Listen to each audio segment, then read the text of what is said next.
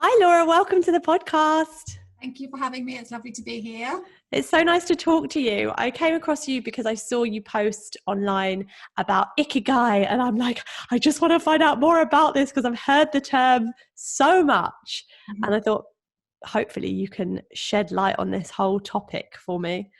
Yeah, it's often the way, isn't it? You hear about something and then you just can't stop hearing about it. So I often have that with books people have recommended, and then I hear it so many times, I just think, I've got to read this book. So with Ikigai, it was something that I came across a couple of years ago when I trained to be a coach, and I had some coaching from an amazing woman.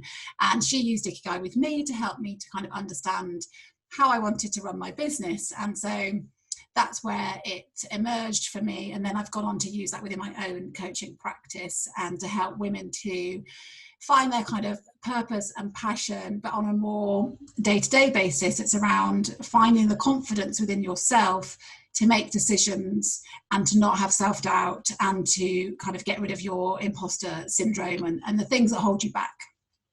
So basically everything that every woman must go through at some point. Where do you even begin with that? And could you also explain what Ikigai actually means? Definitely. So Ikigai translates from the Japanese, and it roughly means the meaning of life, which sounds very grand, but also it kind of means the thing that gets you out of bed in the morning. So your motivation, your drive, your energy, all those things that we can connect to and find that sort of passion to do things that are just in a much more enlivened way. So the idea is that you identify 4 different areas of your life and you work out within those what makes you you, what makes you tick. And then when you've learned all that, you kind of you're said to have found your Ikigai. So the 4 areas that you look at are things that bring you joy, things that you are good at, things that you can be paid for, and things that the world needs from you. And you go into a lot of depth around all of those different areas to identify within that what really matters most to me. And once I know that, I found my Ikigai. I think that Ikigai is something that we're always working towards. I don't think it's like a holy grail that once you get there, that's it. I think it's something that evolves, and when your circumstances change, when you're going through a kind of challenge or transition in your life, then you need to reassess your Ikigai. So I think it's something that's always there, you're always working towards. Interesting. I think that's so important because so many people don't feel that when it's like a bit of autopilot when you get up in the morning. It's like, okay, I have to go to work and I have to do this, and this is the way that life goes, without ever experiencing that passion and purpose. Yeah. Where do you even start? If people are listening and going, oh, I don't even really know what brings me joy anymore. Exactly. Where do you begin? So there's lots of different ways to go about it, and you can do it in a kind of self-guided practice. You can do it with the help of a coach or somebody that you can talk it through. The way to do it is to start asking yourself questions and then to start reflecting on some of those answers. So basically looking at, what do I like doing on a really sort of simple level? I like doing yoga. I like going for walks. I like being in fresh air. I like to surround myself with people who love to talk about the same thing as me. So really honing in on the things that bring you joy every day, the small things, the big things. So really connecting to that passion, what lights up your soul, what makes you feel great. And then the kind of reflection onto that is, why don't I do more of the things that I love? What stops me? And that's where the work is. It's the thing of, we hold ourselves back from doing the things that we love. And the reasons behind that tend to be around guilt, that we're spending too much time on ourselves. Prioritizing our own needs above other people's can feel selfish. There's a lack of time. We've got massive to-do lists with stuff that isn't joyful. We've got to pay the bills and paint the house and all of that stuff. And so the time element. And then financially, people kind of feel that they don't have the funds to access doing fun stuff all the time. But it's not really about that. It's more about internally, what brings me joy, what makes me feel like I'm in ease, that it's flowing, it's not difficult. And those are the things you want to do more of in your work life as well as in your personal life. Okay. So let's say someone, just as an example, someone goes, actually, I love doing yoga. That brings me so much joy. Or no, let's leave that for the example. But then, they think, oh, I couldn't possibly become a yoga teacher because I I'm in a really high paying job at the moment and the salary would never match. Yeah. How do you bring those two together then? If work is so stressful currently, but yet it brings in a high amount of income, but yet, you know, you have this love for yoga, how do you merge those two together? Or how is it a gradual process, or do you just say, well, do it socially? Yeah, so again, it's about going through the whole Ikigai wheel. So then looking at what you're good at. So where are my strengths?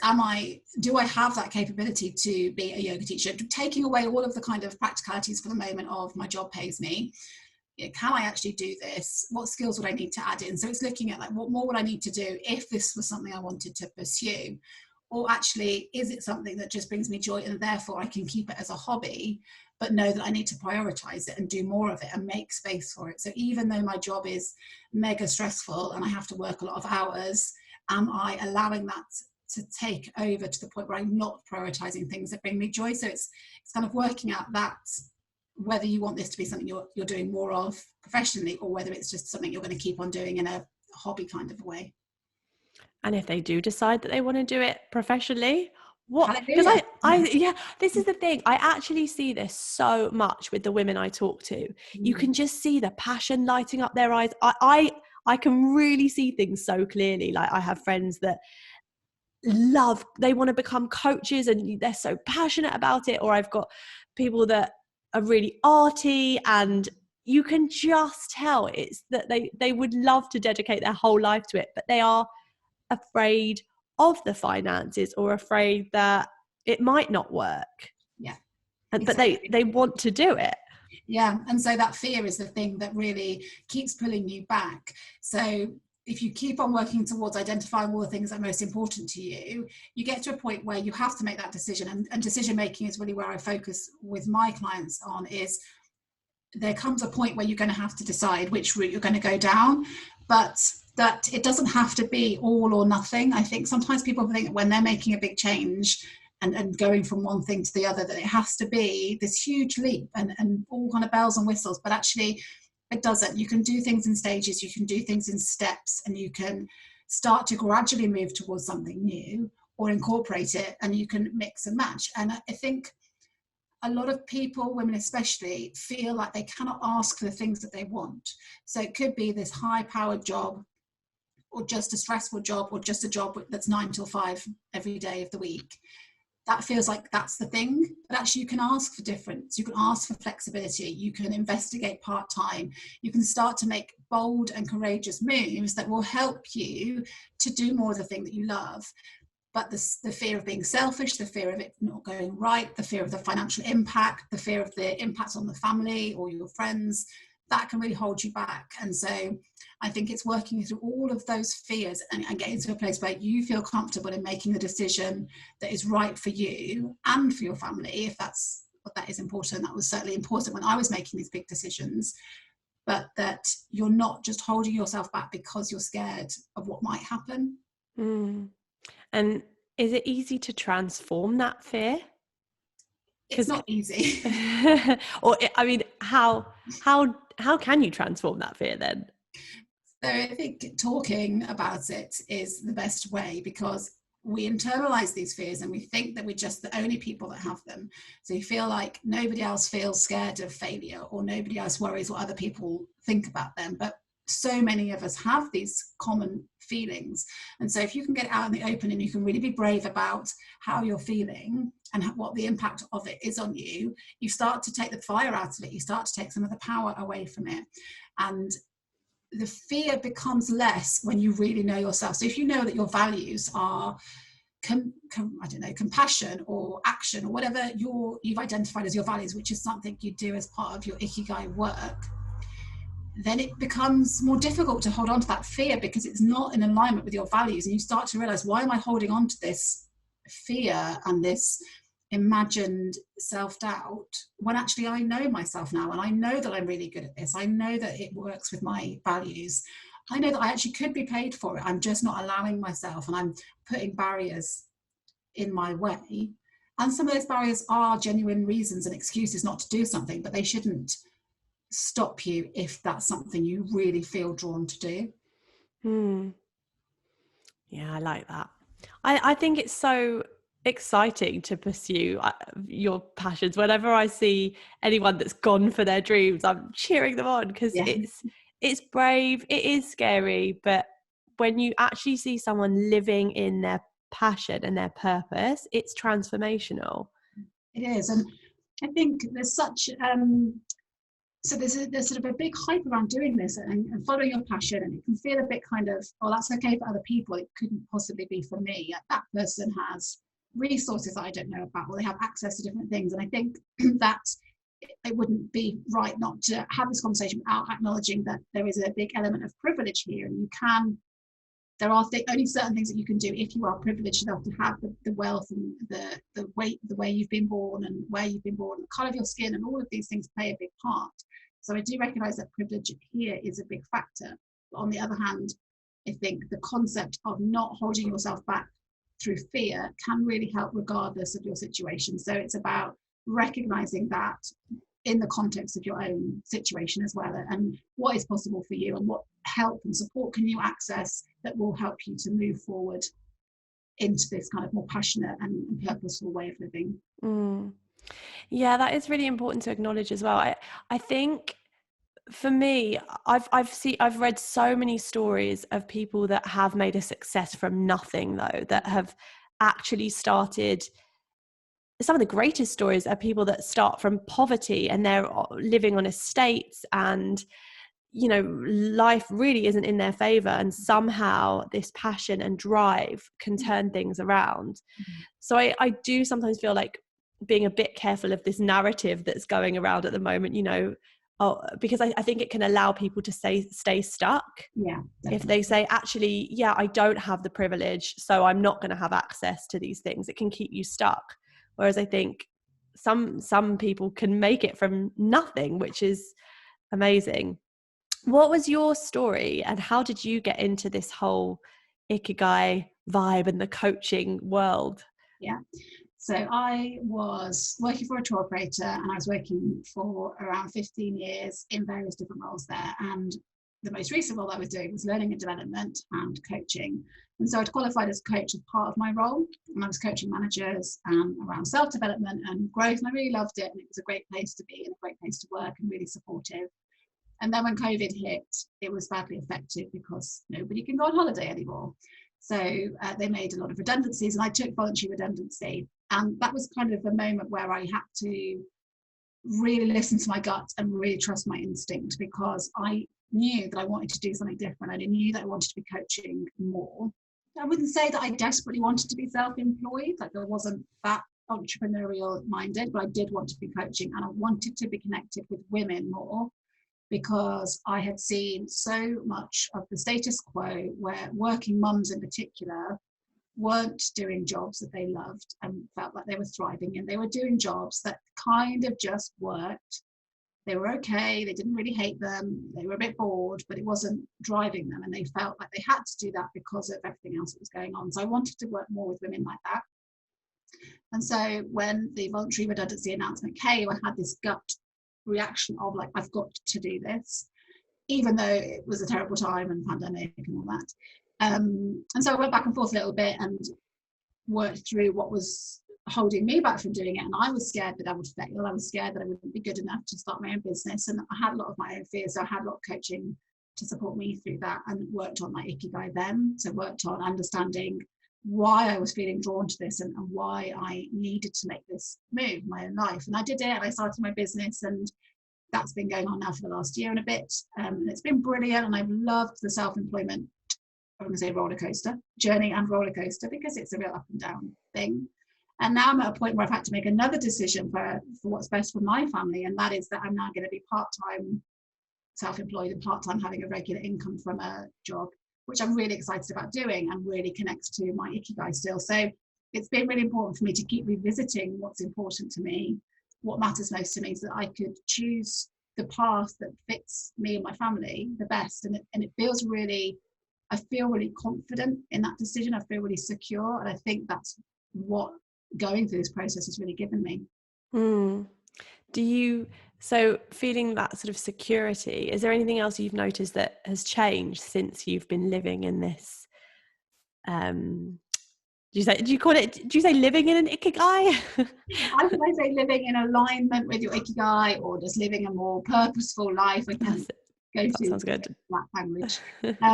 I, it's mostly self-confidence. It's that decision-making kind of superpower that, yes, this is right for me because I know what I'm good at. I know what I can be paid for. I've identified my values and what the world needs from me. And I know what really lights me up. So simple things like, I know that my energy is best when I'm coaching people during the day, for example. So I would try and do more coaching during the day because I've got more energy. But if I know that I've got like an evening coaching slot coming up, then it's just a slightly different preparation because I still enjoy the conversation. It's just a different headset, but it's recognizing those little things that make you much better at helping other people or doing your job or whatever it is you choose to spend your time doing.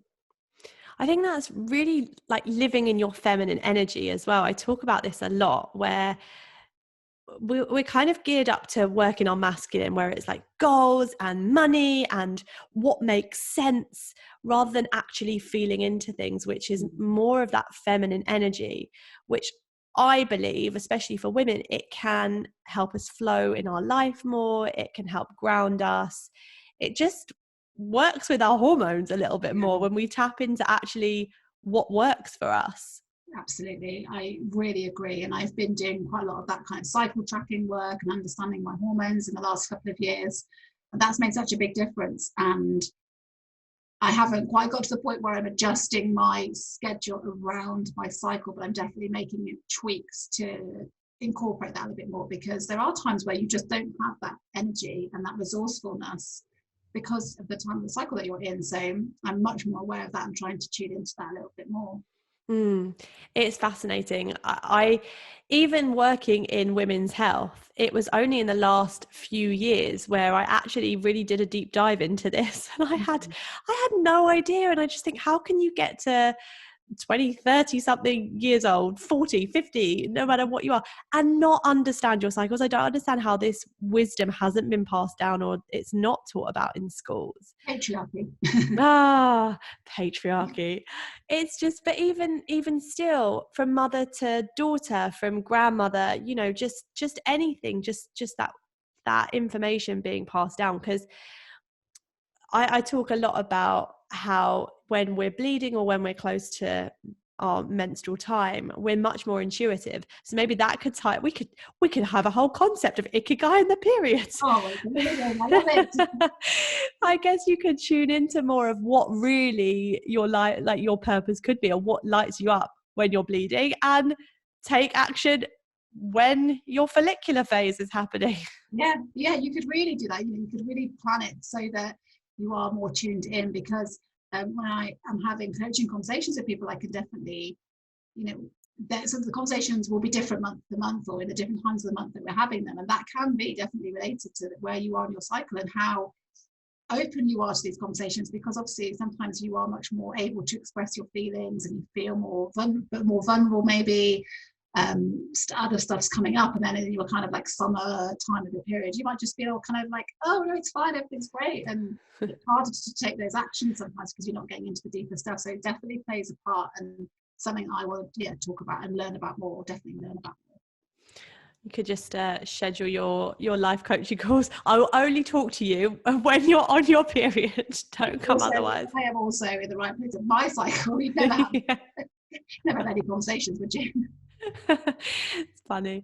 Have you got any stories of people that you've seen or worked with that have radically transformed their lives through this process? I think that I've seen people actually less radically, I suppose, but just more gradually come to an awareness that what they have been doing isn't really serving them anymore. And the thing they want to be doing is right there in front of them, and it's then that step towards it. So I think I work more with people in that kind of decision-making phase. So it's that coming to the realization. So I worked with a woman who was doing a job, and it was in the travel industry as well, actually, and she wasn't really comfortable in it, but it was fine. And what she really wanted to do was work in a more sustainable way and do more local she hadn't actually worked this out, but she wanted to do something more around the environment. And through the course of our conversation, she realised that actually what she wanted to do was local tourism, where she lived down in Cornwall, and create much more of a community and less of a big world picture. And that realisation for her was like a light bulb moment. I think that's what it is. It's like, oh, like that's what I should be doing. That's where I feel the connection. And yes, there's loads of things that are going to get in the way. There's loads of roadblocks, but a lot of them are coming from the fact that I don't feel confident enough to make that step, or I'm worried about money. And that worry about money is coming from the fact that my family had money troubles when they were growing up. Whatever your kind of money story might be, it will then stop them to take that step. So do you think it's important to dive into the past as well when looking at these things, and any blocks that you've experienced in your life that could be stopping you from achieving your purpose? Yeah, I do, definitely. So the kind of coaching that I do is more grounded in psychology than some of the forms of coaching. So it does mean that there is a bit of looking at what's caused you to feel the way you feel today. It's not counselling, it's not therapy. We're not going into that in a level that you would do in a therapy session. And if it ever feels like it's getting too much, then we stop the conversation and we move on. But I do think it's important to acknowledge where some of this is coming from. And most of the time, the women that I work with get there by themselves. They know already, they've had a conversation when they were 17 that made them feel a certain way, and then that's now impacted them going forward. But it just takes that time in a coaching space to open up and be vulnerable and allow that kind of to come to the surface a little bit, and then move forward from it. So that's the thing with coaching, is it's about the moving forward and the taking action to shift away from those kind of patterns of behavior that you might be stuck in, that might be stopping you. And that can really help, I think. So if anyone's listening to this and saying, I really want to find my purpose, I want to get aligned with my Ikigai, I want to figure out the different areas that pull it all together, where can they start? So there's a really good book about Ikigai that is kind of the fundamentals of it, the foundations of it. So I can give you the link to that. What's that one called? It's called Living, well, it's got a really long title. It's something like Living with Purpose and Passion, Your Ikigai Life. I think that's the title. I can find out definitely for you. But I think the best way to do it is to sit down and really ask yourself kind of four key questions, really. So what is it that I love, and what's stopping me from doing more of what I love? What am I good at, and what makes it easier for me to list my weaknesses rather than my strengths?